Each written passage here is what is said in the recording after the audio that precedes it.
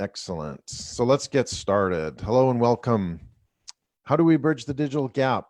How do businesses navigate this gap? Do you have all of the pieces in place with big data and AI? Are you on the verge of a digital transformation but still have some concerns? We're going to dive deep into these issues with an amazing panel coming right up.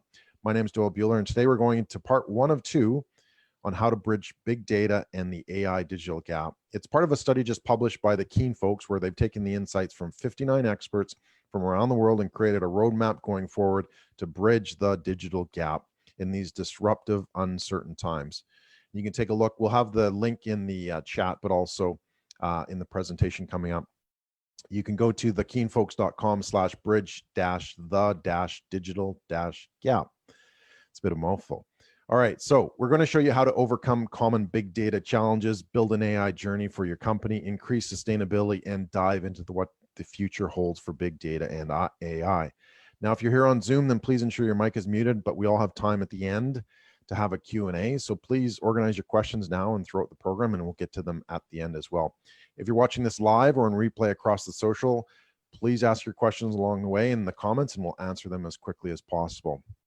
All right, today I'm with my amazing guests. I've got Miguel Machado, the Keenfolks CEO Digital AI. I have David Vivancos, thought leader participant of the study, and Tony Flath, thought leader participant of the study as well. My name is Doyle Buehler, and I run a strategic digital marketing consultancy based in Australia called Depth.digital.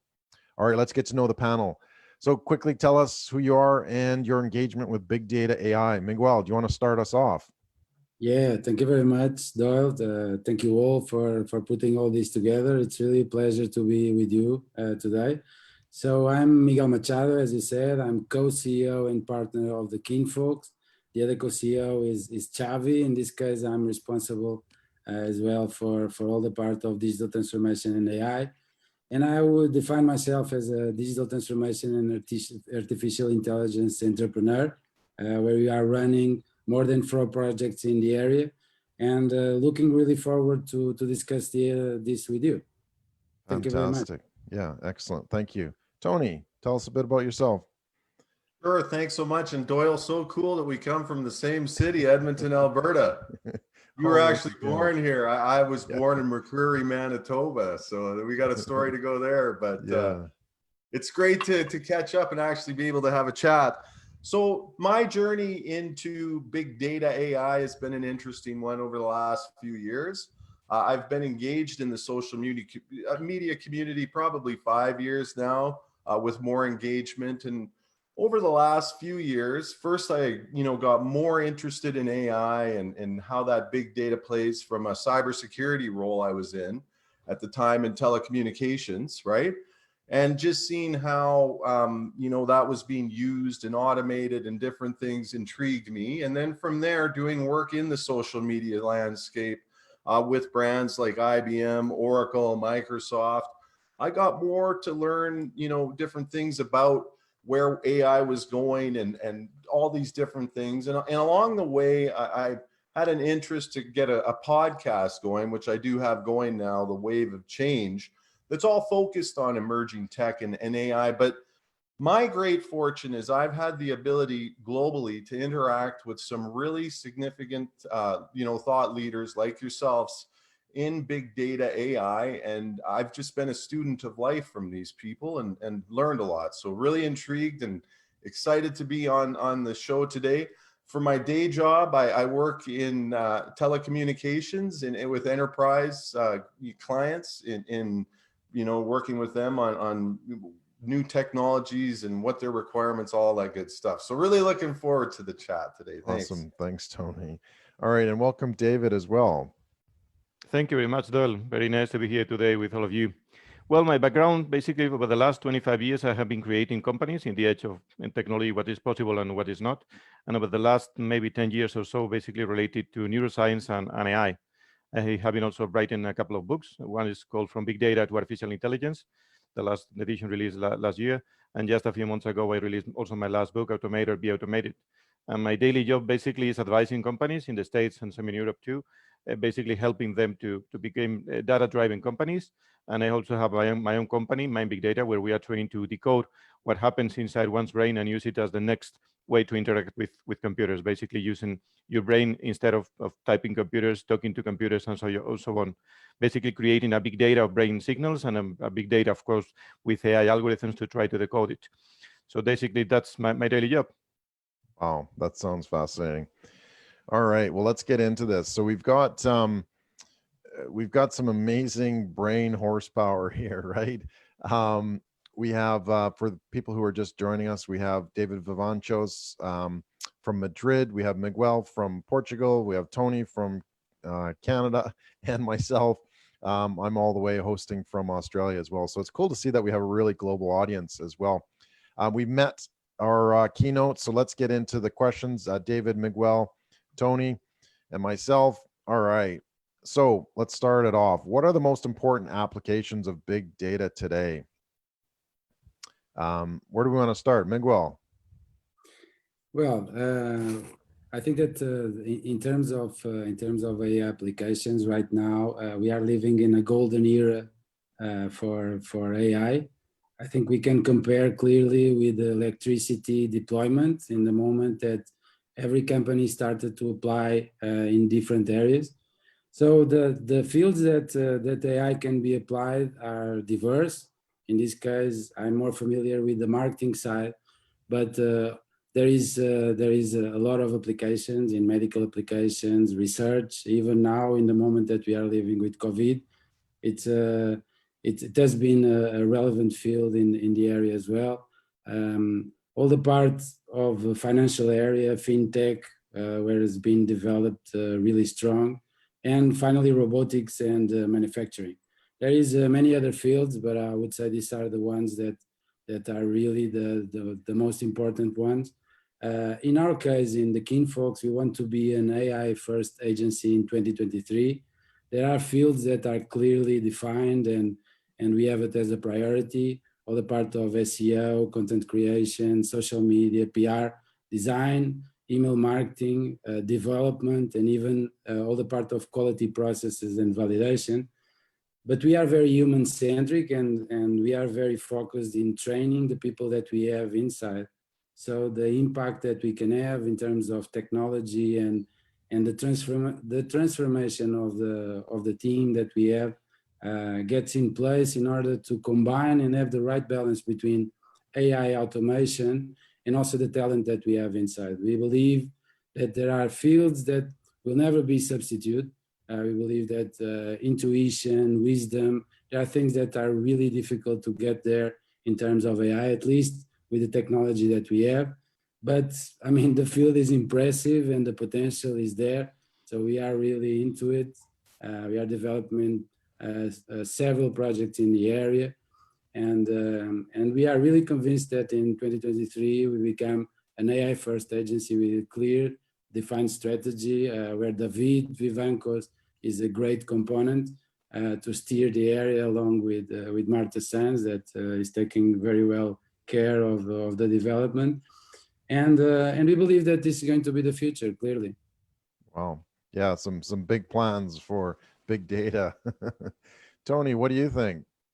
Well, I agree, and I see a lot of the same areas as Miguel. I completely see that. Manufacturing, absolutely. You see a lot of different areas there where it's developing out.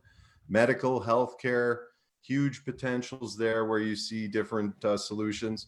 Like I had said, my early introductions first into, more into AI through cybersecurity. There is, a number of things that are quite interesting, are from what you look at from big data and how, that's being harnessed and utilized. Certainly seen more there.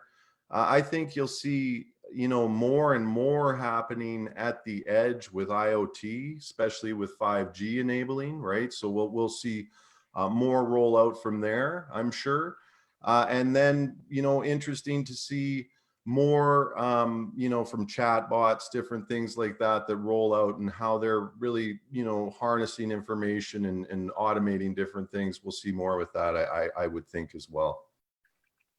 Excellent, thank you. And David, what do you think?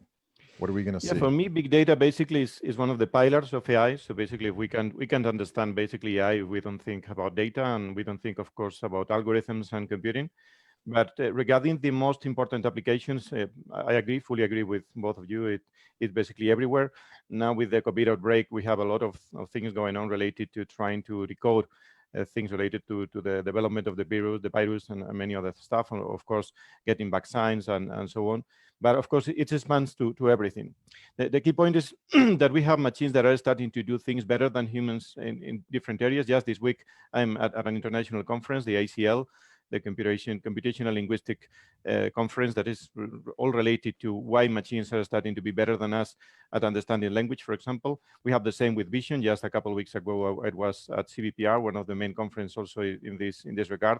So basically, when machines start to master different areas, and of course, language and vision are one of the keys that we have as humans, we are starting to see basically it is spreading everywhere. I really don't see a field. The question should be, which is not important to have data-driven companies, and for that, big data is basically the starting point. If we don't have data, we won't be able, of course, to get analytics or get AI trying to understand what happens with our business. So I see it basically everywhere too. But fundamentally, are we sort of in that stage, obviously a bit of a transformation where we're trying to be more digital, less digital, more AI, less AI, more human, less human? Like, we're kind of setting the stage here for a big transformation. And should we be worried about, data, AI, and humanity within that complex mix? Yeah, I think we should be worried because everything is changing so fast. I have been in technology since I was 8, when I was learning to code assembly. And basically technology over the last 7 years or so, it's changing very rapidly. This field, the AI field, we have seen things that previously were only thought to be possible in the realm of science fiction. So yes, we are heading into very different waters that really we don't know really what's going to be there. But it's a challenging time. That's also, I think, it's fascinating to be in that moment in history, to be able to create it and to build it and to, of course, create the think tanks to make it all together so we don't lift anyone apart. Yep. I absolutely agree, David. And like, I find this so interesting as well. I think that things that really differentiate and things should be watched is your whole country and how they're building infrastructure and different design into enabling AI is huge. I think that's going to be fundamental. I think, just in how it's embraced and utilized, there's certainly things that you have to look at.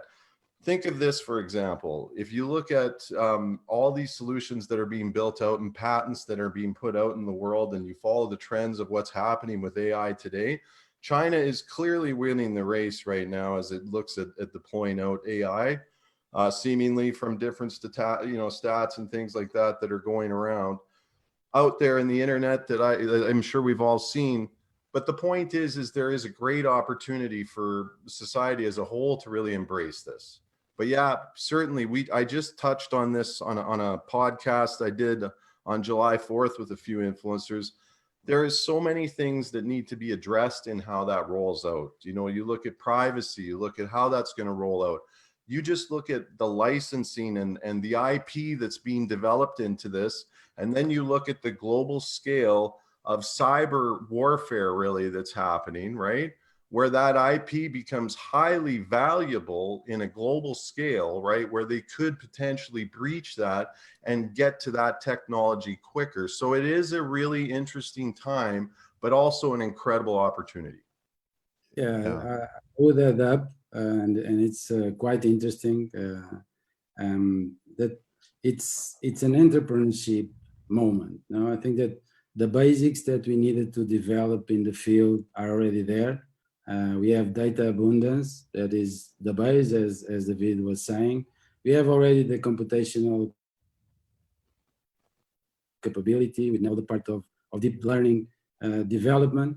I think that we have great professionals. I think the Keenfolks is a very good example. All the part of data analysts, scientists, architects, and developers that are really coming into the market, and that can make the difference. And finally, I think that I would come back to your point, Tony, the part of China. I think that one of the biggest accelerations in the area can come from the government regulation. and China doesn't really have one. So it's very open, and I think that that can be an opportunity for the other countries to anticipate what is coming and to have a good politics around the area. So I think that's a key point. We've seen that, for instance, TikTok, it was banned from India due to facial recognition and privacy issues. It has driven the risk to become banned in the US. I don't know, but I don't know if you know, but TikTok is based in China, no, and it has China investment in the background. So I think that most of these thematics we were going to live and discuss it over in the next few years. All the part of data privacy, government regulation, and that will be very important along with the other three, computational capabilities, data abundance, and finally the human resources that is required for the development of the area. So yeah, very interesting, and it's going to be really challenging. Yeah, they've talked about banning TikTok in Australia so far. They haven't actually carried that out, but could be an interesting thing as we go. But is there like a trade-off though? Like, is it this a net zero scenario where, we adding more AI, but we're taking away more humanness in this whole process through the use of big data? Or is it a plus up? We're actually enabling, we're actually enhancing, we're actually empowering people because we can use big data and AI. I'm going to quote Carla Gentry on this one. When I met her in New York, and something that really stuck with me, right? Think about when the car first rolled out, right? And people all of a sudden went from living in villages and being in a small area and not really expanding further out of that space, right? Then all of a sudden the car enables them to drive to different cities, to drive to different states, to drive to different, to a different country that's connected, right? So it fully enabled it. And at first, I'm sure that was quite, a fear factor and things that were changing, maybe that, seeing things moving quickly and things like that were hard to deal with, but people eventually accepted it. And I think that's a lot of the same thing with AI. You are going to see some staggering things happen to certain areas and certain jobs without a doubt. But I think also from people that I work with, and like Sally Eves is really about tech for good and really about how do you work with these people. And I've learned a lot from her on this and other people, is you're certainly going to see some other things evolve where, other jobs that will help support that are thought to really overall provide more jobs or as many jobs, just in varying ways. So it's a debate on whether it's just going to, all the jobs are going to disappear, or if it's going to better augment those jobs to enable some maybe more creativity or more other kind of jobs that, individuals might pursue. It is a big shift in society, just like Miguel had said, like the rollout of electricity. But it can. Tony raised a big point, because it's all about augmentation at the end. Of course, at the beginning, the augmentation is going to be to have these AIs and this big data to help us basically have better sense of our time, basically freeing some of our time, because we're going to automate many of these things. But over the long run, probably most of these jobs are going to be automated too. Some of my work, most of course, with the Keenfolks and with many others, is also trying to automate the things that you do. So basically, if you do algorithms, the next thing is to do AutoML and try to automate also your creations. So at the end, basically, it's going to be fully automated. That's my view. But it's true that if humans augment ourselves, maybe we can cope with that, and maybe we can over the long run. We are talking about maybe 20 or 25 years. But over the short term, of course, we need to have this AI augmented business decision making. So basically, we can reach better areas that previously were basically not possible because we don't have that kind of technology on our hands. Okay, cool. So we have 2 votes for that it's going to empower humans. Miguel, do you want to take the opposing side, or are you going to support it? I'm a supporter, clearly. I think that it's a human responsibility right now. It's not only a matter of organizations or governments or companies. It's a matter of our responsibility as individuals. We all should work on a plan. So it's clear that it's going to take time for all the part of machine learning and deep learning to substitute some of the characteristics that we have as humans, all the part of connection, intuition, wisdom that we take with time, all this sensitivity that it's very difficult to replace. And we should really focus on a plan to understand how can we add value as individuals, as companies, and further in terms of influence and be an evangelist to the whole society, because it's going to be really important. I mean, there are statistics that identify like 40 to 50% of replacement of jobs in US in the next 15 years. It's been said by Chris Penn, Kai-Fu Lee, a lot of experts. And the challenge is there. I mean, it's clear the impact in economics, and if there is an impact in economics, the impact on people is going to be huge. So I think that definitely it's our responsibility as individuals to have a plan, and we need to have a plan. It's not something that can be optional. It's an area so important as we never seen before, and we need really to embrace it. We can't just be random about it, right? We really sort of have to have a strategy, a plan to go forward. All right, excellent. Thank you. So let's move into question number 2. How would you define the biggest big data and AI challenge? What are those? Where do we look for them? What's the biggest barriers? What's causing the friction here? I guess I'll kick start it. I see it from this perspective. I see this in conversations I've had. I've seen this from, even podcasts and just chatting with different people. One of the biggest challenges today with big data and AI is not a real understanding of what do you want to accomplish with this? What is the purpose behind it? And more the problem of just throwing technology at it for technology's sake, right? Without a lot of thought and reason behind it, right? And really looking at where it's going to drive value. I think companies that are looking at this from how does this drive value to the organization, both internally, externally, and are really bridging it from that and really looking at how do all people in all departments, all process tie into this, I think are really, leveraging it and better developing it forward from what I've seen. Fascinating. David, you want to go? Yeah, I think the biggest challenge I've seen so far basically is people, is not technology. I think if you start a big data and AI strategy from the small departments, that's where the issues start to come. If you start it from the top, from the CEO on the board, then you start getting good results. And another big thing that I see is that if you think as basically you try to do a very big, basically a project with big data and AI, it usually fails. So basically you need to start, you need to have a lean approach. You need to go step by step, trying things, but with the decisions being taken at the biggest areas of the company, the main areas of the company. So basically you can go step by step, and you can keep learning and try focusing on being better every time. Because the thing with technology in general is that technology evolves so fast. Some products at the moment, they have a time span of maybe 6 or 8 months or 9 months. So basically you can think of a bigger strategy since you're going to need, for example, a couple of years or 3 or 5 years. I never foresee a good strategy that is beyond the year time frame, because technology changes so fast that you need to go at the same pace. So basically go step by step and start it from the top. That's my question. So what happens? Should we get rid of the humans then if they're causing the problems? No, I don't think we should get rid of the humans. But the thing is that humans can be a good helpers in this field, or can be really the key stoppers. So when I say humans, is that I think that humans should be. We need to start with the humans that take the decisions and that can move forward. Otherwise, we are going to have a lot of roadblocks that are going to make the project very, very hard to accomplish. Excellent, thanks, Miguel.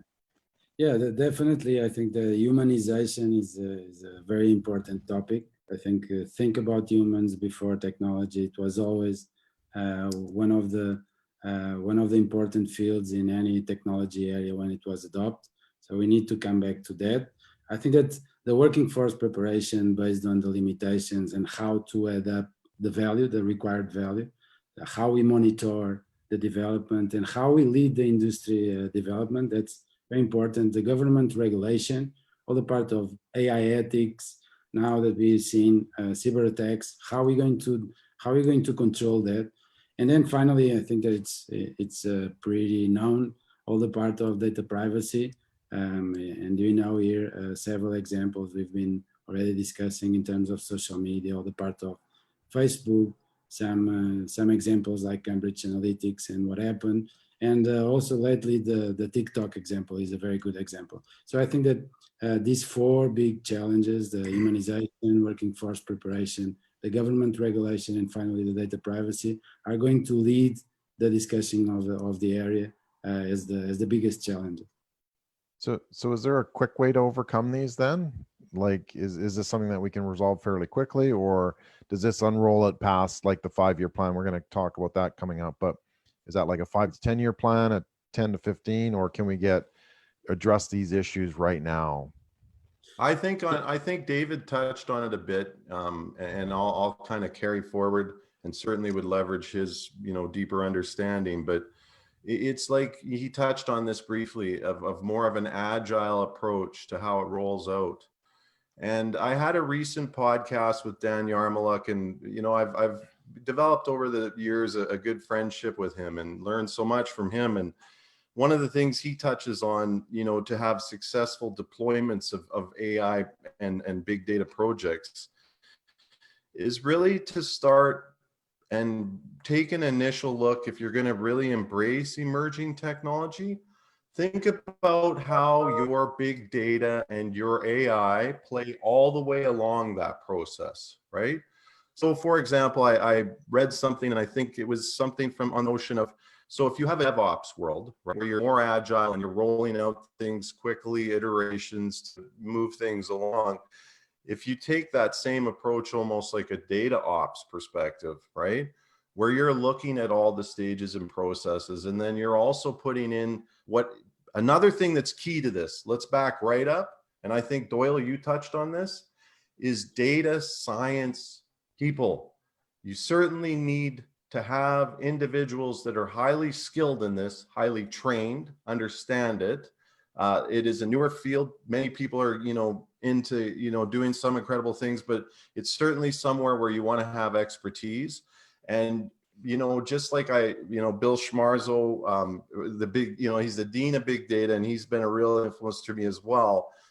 Just taking that, he calls it from the wolf pack perspective, right? Where you take a number of resources that are effective in data science and you distribute them so that you don't have one core individual that learns everything in a point of failure, right? You kind of spread that out a little further.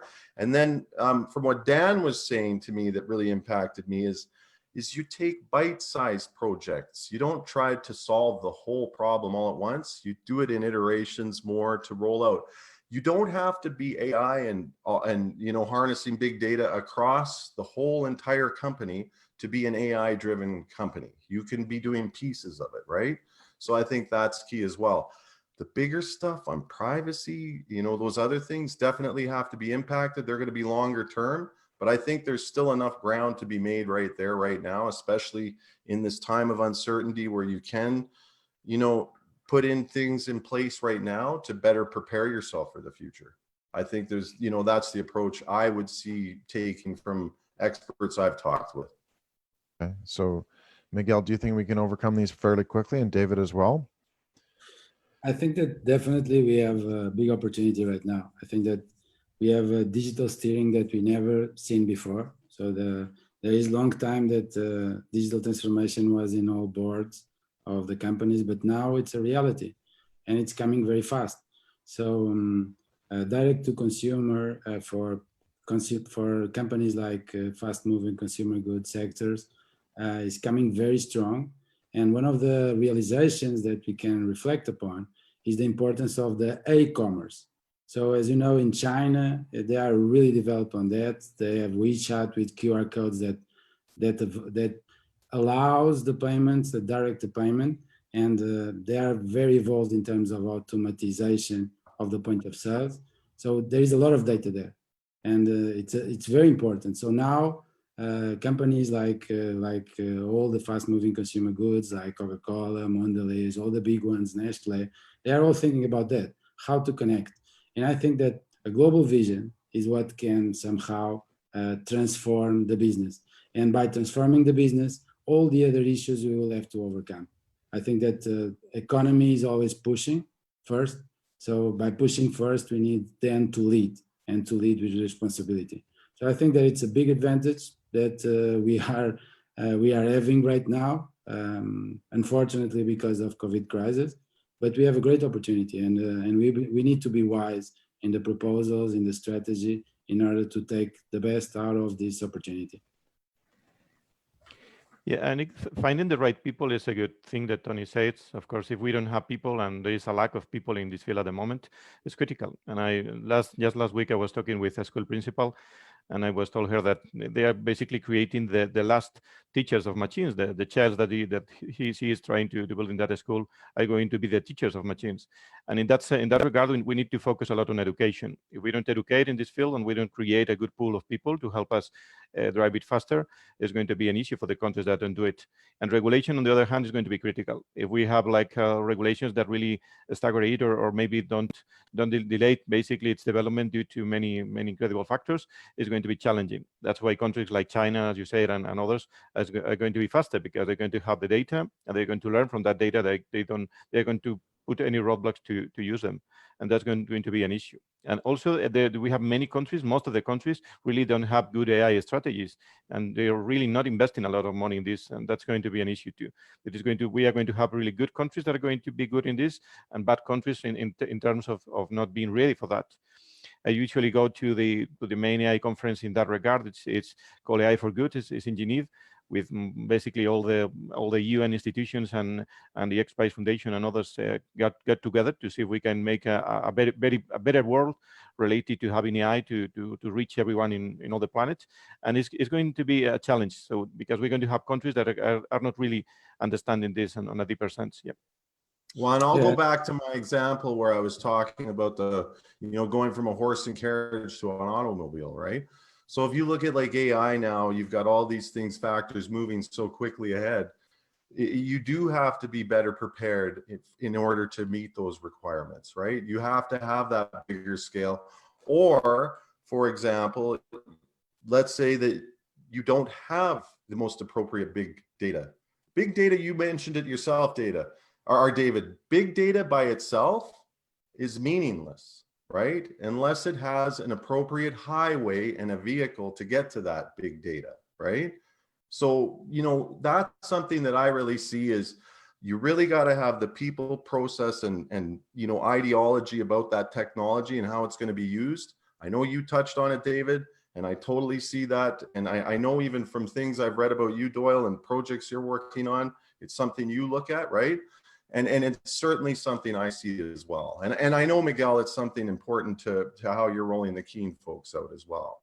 Yeah, and it becomes really part of the strategy. You have to look at that, I believe, first, and how does that data fill that gap, right? You can't say, well, we need big data, we need AI, when you don't actually have a strategy on how are you actually going to use this? Why are you using this, right? And I think some companies are looking at maybe a little bit backwards perhaps, but stand back, see what you actually want to accomplish, build that into the strategy. Then how can we use that with data about our customers or whatever the case may be?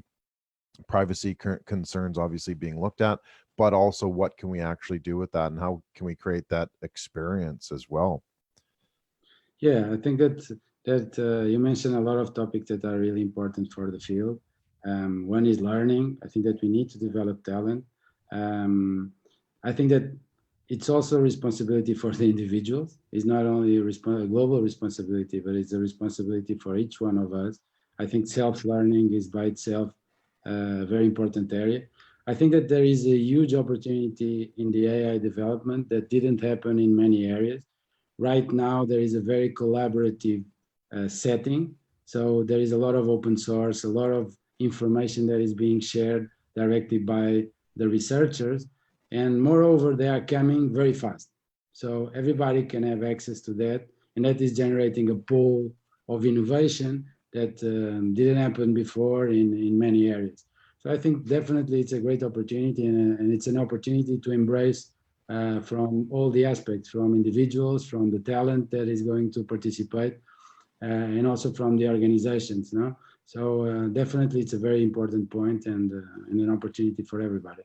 Yeah, so those are some big ideas, some big thoughts and big concepts about big data. Where do we start? Where do companies start with this journey? Like how do they start with an action plan? Maybe we could walk through a few steps or a few ideas. Your number one starting point or a process that you could recommend. David, you want to start? Yeah, for me, it's datification, and datification, because you can start any AI thing or big data thing if you don't have data. And it's true that we live in a data overload world where basically we have a lot of flowing data through IoT and many other means. But it's true that many companies that I see, they are not capturing the data that they produce. So basically, we need to go into the dematerialization of the world, basically creating all the physical assets into digital assets. That I think is one of the first starting points, because if you don't have data, you can't have AI. So I think datification of the company is a critical step. And of course, choose the right partners, because if you have like great partners that can help you bridge that gap, like the Keenfolks, and of course, having advisors to help you in that field, it's also critical, because if you want to start just with the knowledge of your own field, it's not going to be enough. So basically get to the best practice and find the right people to help you go in that direction. But the first starting point is datification, yeah, for me. Perfect. So it's like you're a sheep farmer and you've got to put up a fence, right? And you've got to house this data. What are you going to do with this data? How is it going to be used, right? And then, so where you could start is, David, you pointed out from a perspective of, defining how that data flow is going to get through, how it's going to be used, things like that.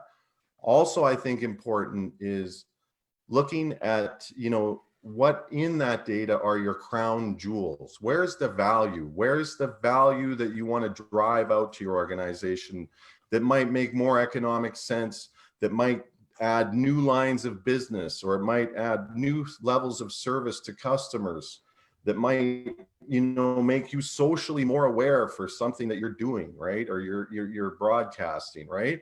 I think it's important, along with developing that technology, is to not get pigeonholed into just looking at that. I think you have to chart the whole journey and how that experience looks to everybody in there. But a starting point, definitely, look to where the value could be driven from, right? Excellent. Miguel. Yeah, definitely. I think that some of the points already mentioned. I would add up now that I think that most companies should think about what's going to happen in 5 years. We've been seeing that a lot of new functions started to pop in for the last 10 years, but they were going to be transformed in the next 5 years. So how we envision in the company the working force. Now that's very important. How we identify the areas of value, like Tony is mentioning. Now, how we empower the people to get transformed in the company. All these questions that companies should start with to build up a plan. I mean, I don't see many companies working with plans to anticipate what's going to happen in Internet of Things, in 5G, and all these facilitators for AI that with data and with the data field and with the data possibilities that we have in the companies can transform the whole business and can add up in terms of competitiveness, or can put business out. So that's really a survival question, and we need to work on the plan. But you'd think during this time of utmost importance in survival, companies would be embracing that.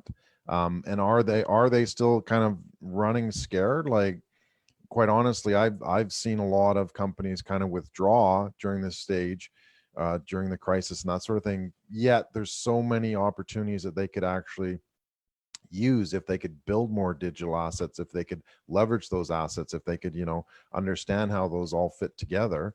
To me, it's a huge missed opportunity. It's like businesses are going out of business, not because the world's changed, it's because they have decided not to change their model and how they actually grow it with big data, customer experience, all these kind of digital gap issues that we're talking about. Why do you think that might be? Or is that true or false? Well, I recently had a podcast with Matt Carletto out of Poland. He works in startups in Poland. Very interesting guy. You can see him on TED Talks. I had the chance of meeting him when I was in San Francisco for Think 2019. Very interesting individual. And one thing that he left with me on the podcast that really stuck with me through this whole COVID epidemic and pandemic is historically we're at a point of great opportunity. Even though we're at a great challenge, we're at a historic event in life. That's clearly, apparent to all of us. But he really saw it from three perspectives, right? From three perspectives. You have organizations that they are out of business. They are no longer in business, or they are soon to be closed, right? Then two, you have organizations that are basically doing, some adapting and, some kind of projects, keeping things going on, but not really taking too many steps going forward. Then you have the innovative organizations who are truly becoming the leaders of tomorrow. And he gave me a really good example, a simple example of a gym that was, experiencing a membership issue through the COVID of not having anybody come to the gym. And they quickly transformed. They defined that customers still needed to work out, even maybe more so with some kind of home regiment and things like that, right? And they quickly augmented, they quickly got a site set up, they quickly did a number of different things, they quickly had a video system enabled, they quickly got their trainers involved with this, and they gained ground, and they actually gained clients through this. So I think that there is a really great opportunity, and what excites me about this study is what are we going to see from organizations that are really doing that, and what does it make a difference? And hopefully that will contribute to other organizations taking that leap forward.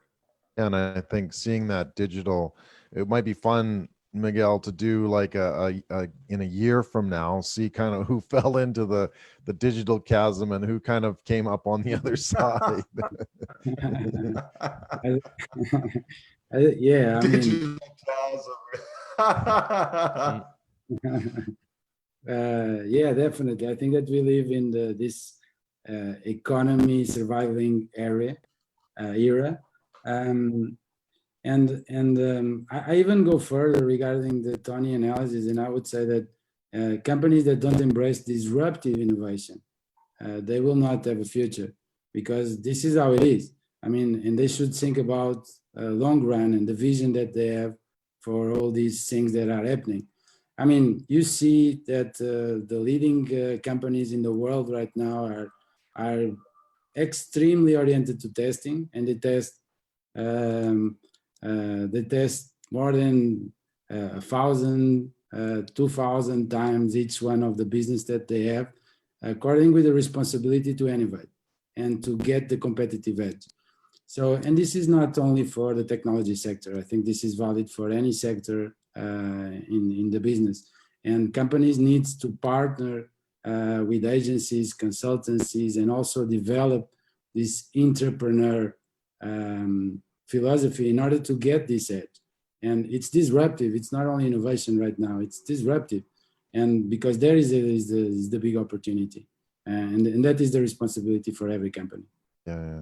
But is the digital gap getting bigger? Is this chasm getting bigger, or is it getting smaller?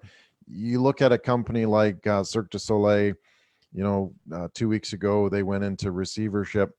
How many digital assets did they have? Did they actually utilize these? How much did they use the data that they had to create, new and engaging content, or use digital assets in a different way or different manner?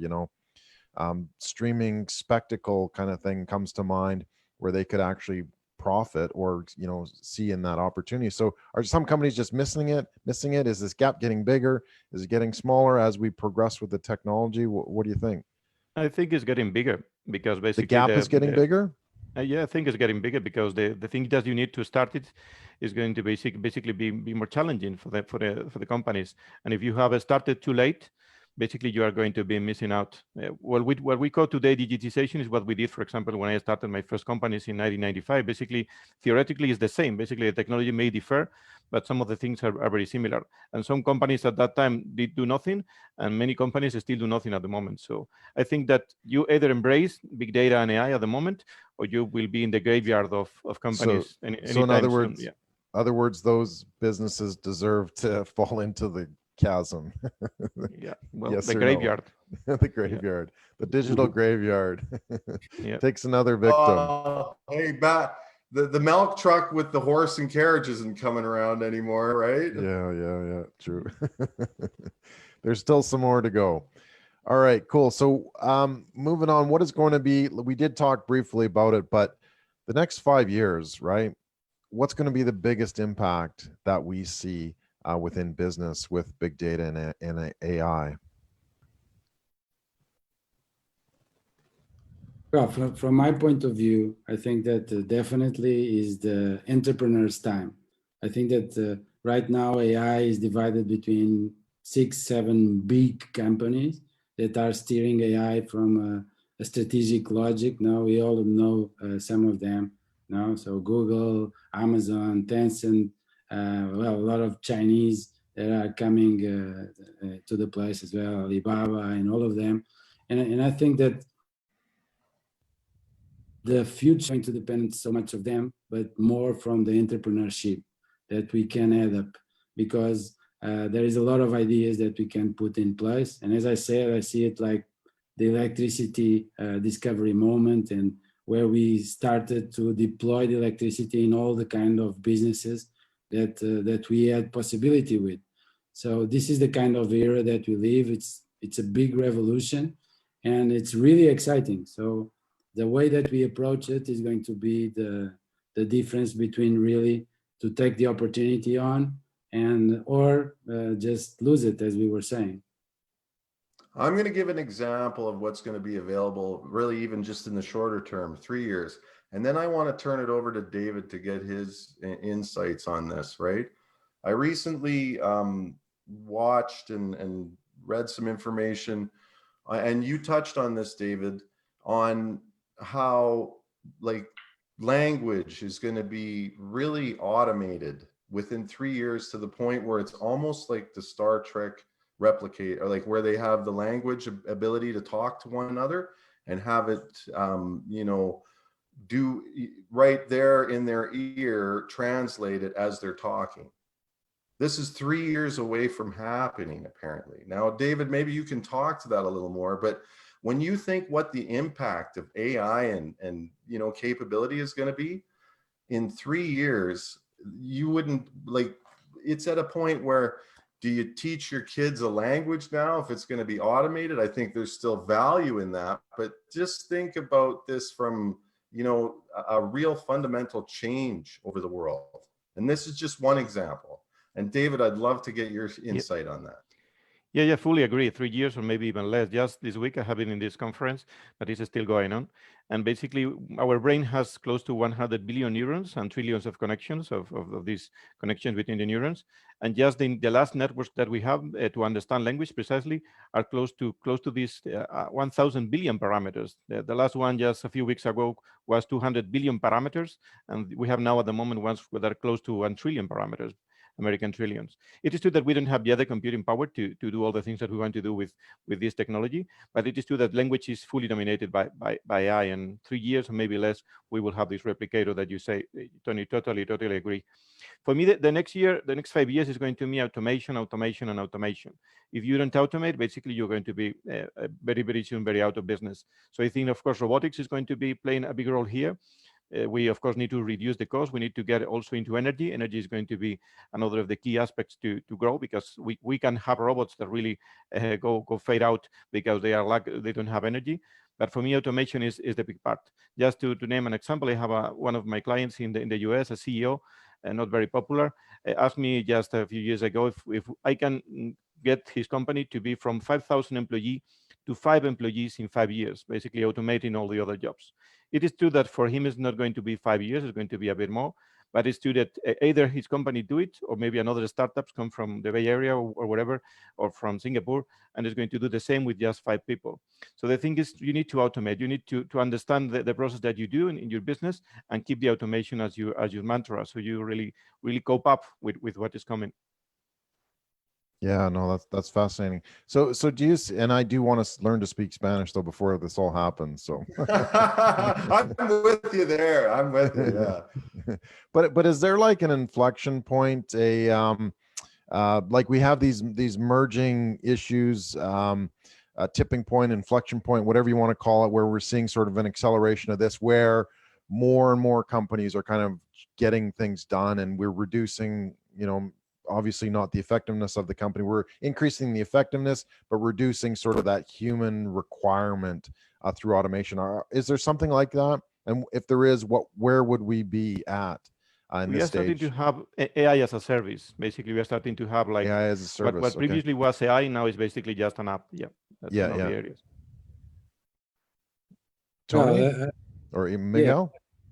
Yeah, I think that, humans are humans. And I think that the first thing that we feel is resistance, no? So we will resist. So the first phase is resistance. And I think that there is important topics in the table that we will refrain us to embrace this totally. One is clearly the substitution of human labor. So how are we going to approach this? I don't see many companies to come with this message. So we listened recently, like 2 weeks ago, that Microsoft replaced 12 journalists that were doing MSN content.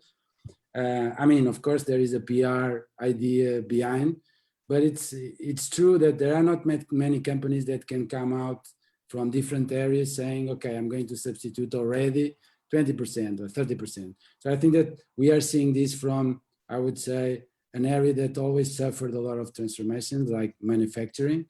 But there are not going to be many countries that will have, countries and companies that will have the courage to go and face this challenge in the right way.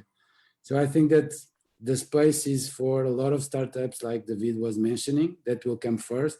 And this maybe is an opportunity lost from many companies that will not face this in a serious way, with the right ethics, but always thinking about transforming. Absolutely. And I like to think about it like this too. I like to think about it as enhancing, like wherever capable. And this is something I hope to see with this, where it's an enhancement of what a human can do with it, right? Where the human is thought through the whole process.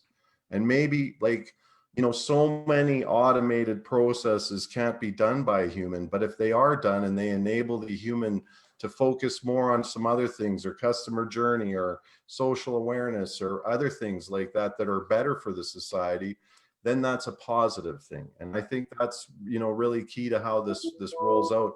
And I think it's very crucial that that human element be really a key component to all of it, all the way through, even in the process of highly automating jobs, right? What does that mean going forward? And take robotics, even for, this is what I find interesting is, even take robotics, or, the things that they're doing for people that have lost limbs, right?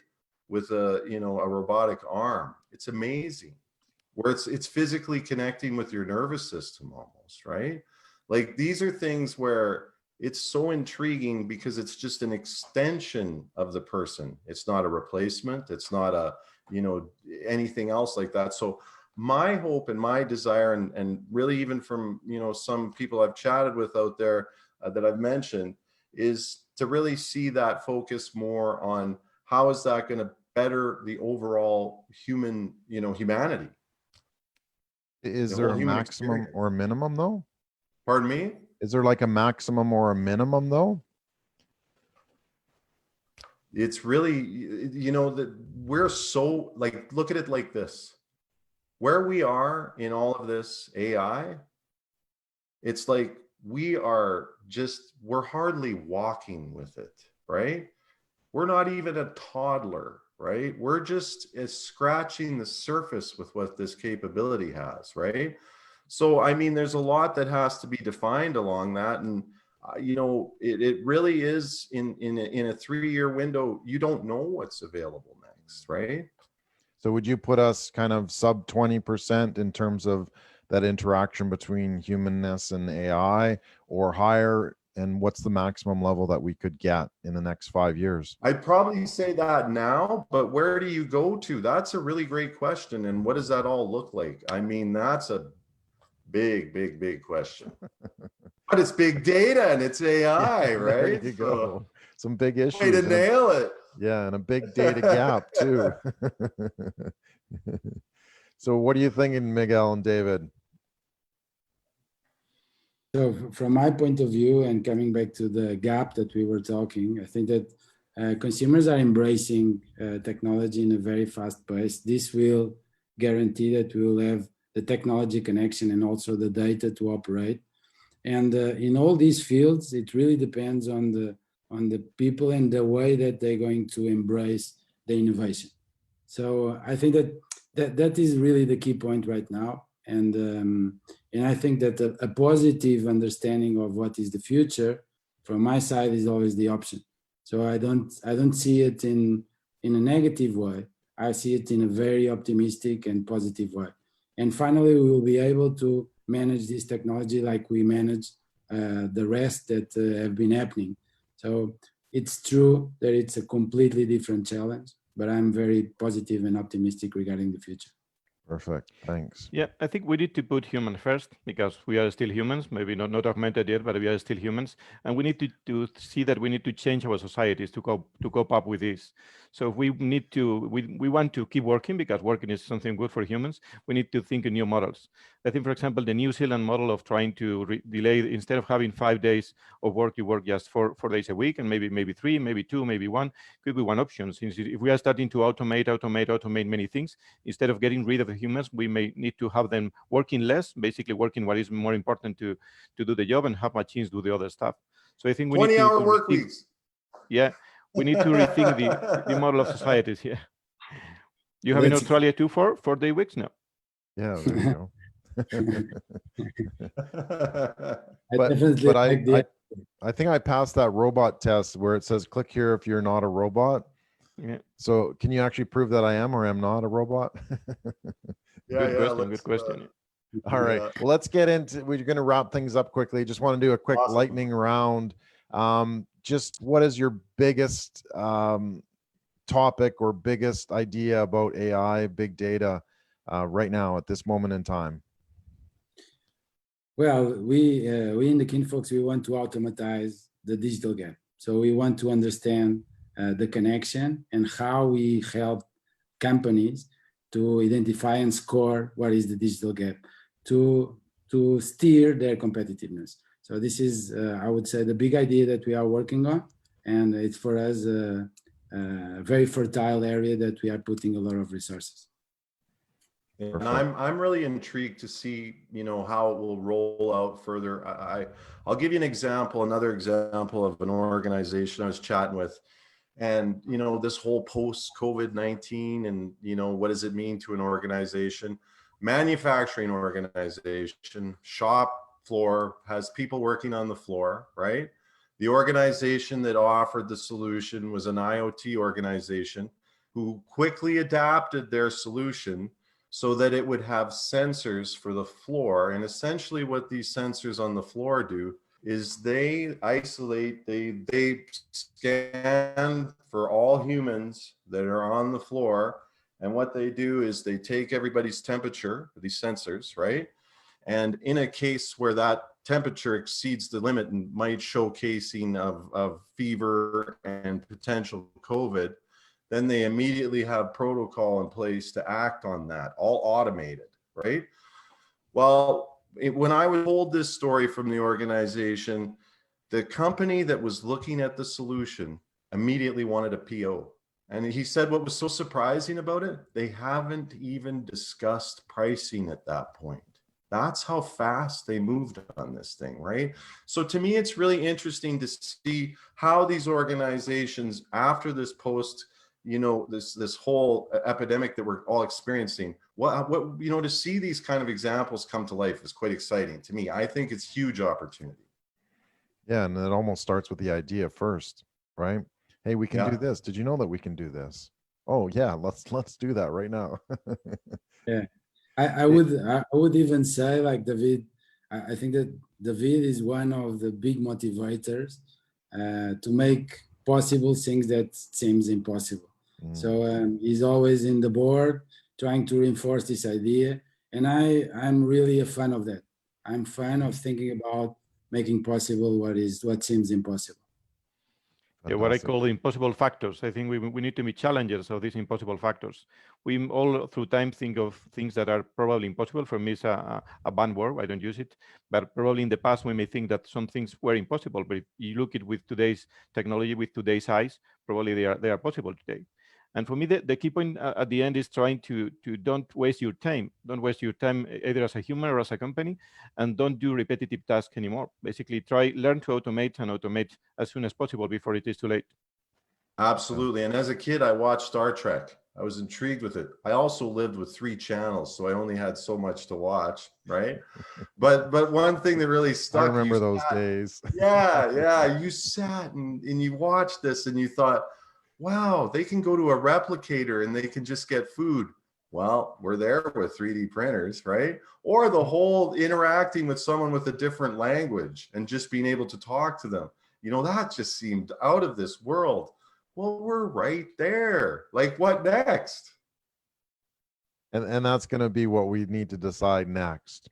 So there's lots to go through, and from my perspective, it's really part of, you know, developing. I know the ideas are super important, but can you sort of look at the problem and look at the challenges in terms of how do you sort of need to realign your assets, how you need to realign the ecosystem and your strategy in today's day and age? Because without understanding that, you might fall into that chasm instead of jumping the gap, as we're all hoping to do.